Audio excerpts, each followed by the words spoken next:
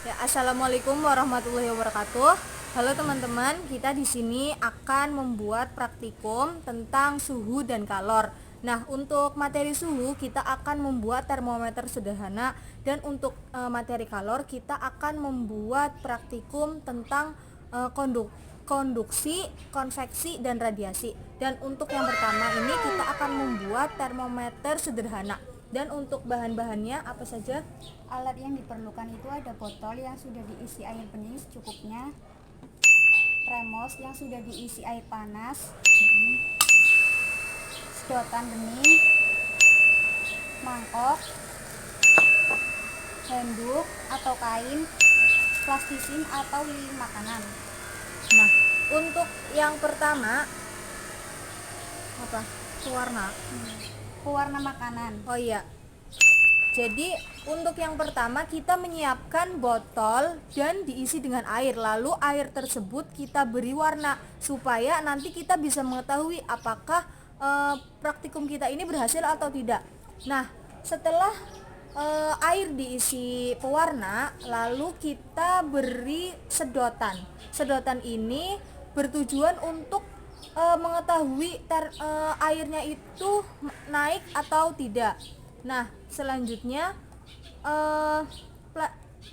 tutup botol ini harus ditutup, maksudnya mulut botol ini harus ditutup dengan plastisin sampai rapat seperti ini agar tidak ada udara yang masuk. Diusahakan ditutup seperti ini secara rapat ya. Nah, ini. Oke.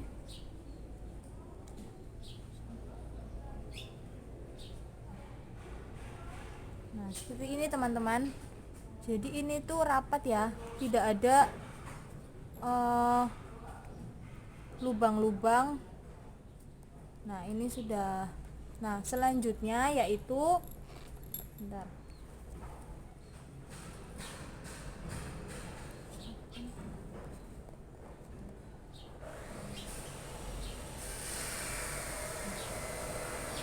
Ini.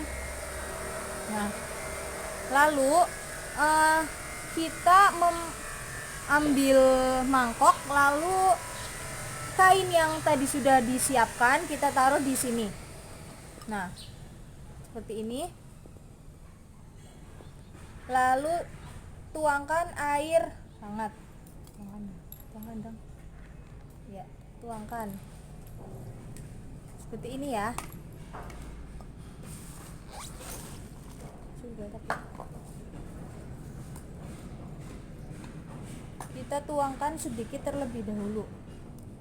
Sedikit demi sedikit ya tuangkannya. Hop, hop. Nah, lalu botolnya ini kita masukkan ke dalam mangkok. Nah, lalu kita beri air lagi sampai airnya ini penuh ke dalam mangkok.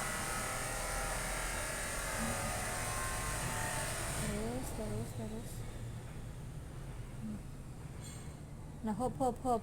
Nah, ini teman-teman, kita bisa lihat bahwa air yang hijau ini naik ke atas. Nah, ini menunjukkan bahwa termometer sederhana kita berhasil.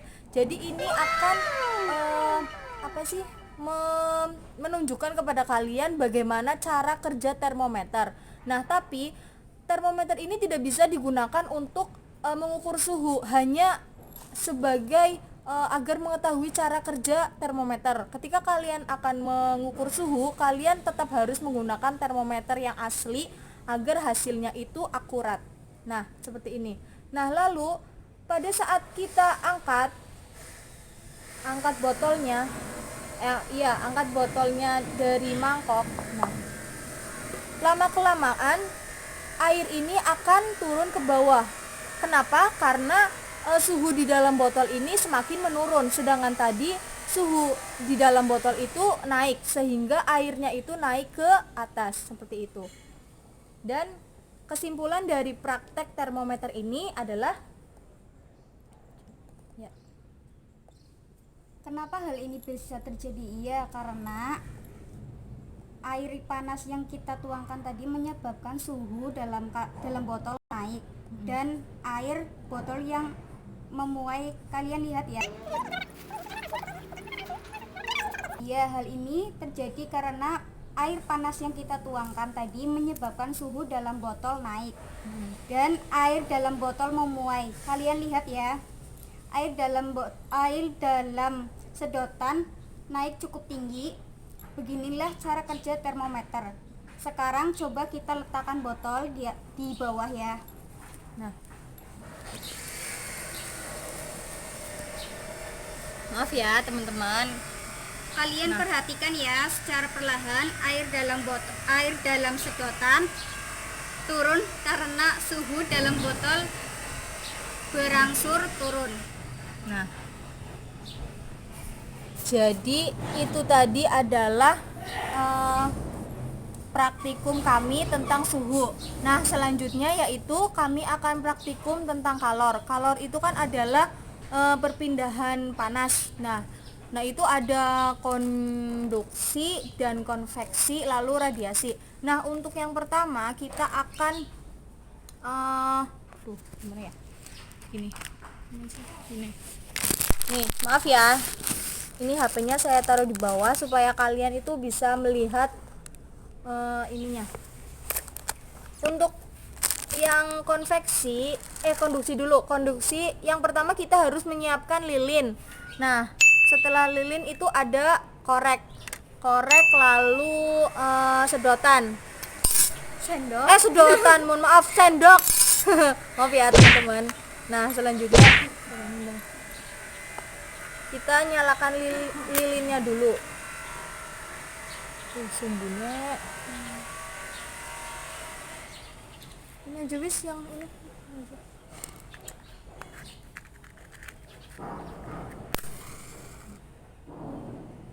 Gili. Banyak angin, guys. Tidak, Allah mati. Coba kalem-kalem.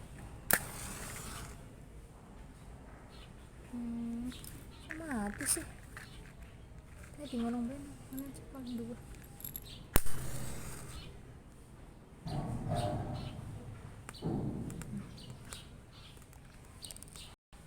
Bentar, kita mencapkan lilinnya dulu seperti ini.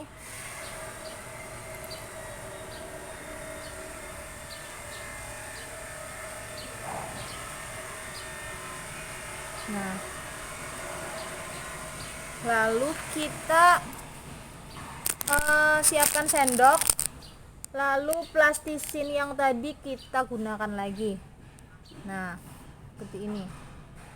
Jadi konduksi itu adalah perpindahan panas melalui zat perantara. Nah, teman-teman di sini akan lihat. Sebentar, aduh. Ini aja deh. Mati. Nah, lalu sendok yang sudah kita beri plastisin ini kita tempelkan ke apa ini? Ke lilin. Ya, tuh. Waduh, banyak angin. Gini ya. Nih. Nah. Tunggu beberapa saat sampai panasnya ini merambat. Allah.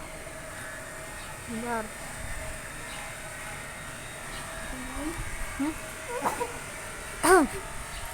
Duh, mati deh. Maaf ya teman-teman, di sini itu banyak angin jadi harus kayak gitu.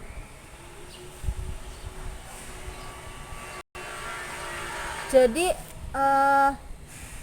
karena lilinnya ini apa sih ya, kayak gini, jadinya tuh panasnya tuh ya aduh mati deh. Enggak. Jadi panasnya itu kurang gitu. Nih, Dang pegangin Dang. Nih. Jadi panasnya itu kurang.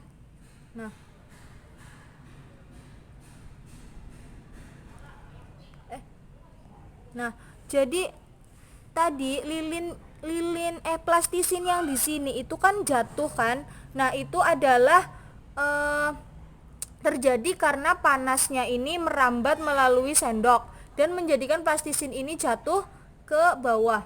Nah, itu adalah proses konduksi. Nih sampai ininya gosong.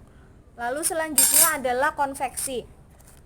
Nah, kalau kalian tahu pada saat kalian merebus air, itu kan airnya akan apa ya? Apa ya? Mendidih. Nah, iya mendidih. Nah, pada saat air itu mendidih, ya ini ibaratkan aja kompor ya, kompor dengan panci yang di dalamnya ada airnya. Nah, pada saat botol didekatkan dengan lilin seperti ini, maka airnya itu akan menjadi panas. Nah, itu termasuk dari kalor bentuk konveksi. Nah, ini kita dalam bentuk sederhananya aja ya, teman-teman. Nah, seperti ini. Nanti lama-kelamaan airnya akan ikut panas. Nah, selanjutnya yaitu kalor dalam bentuk radiasi. Nah, bagaimana radiasi? Radiasi merupakan perpindahan kalor atau perpindahan panas tanpa melalui zat perantara.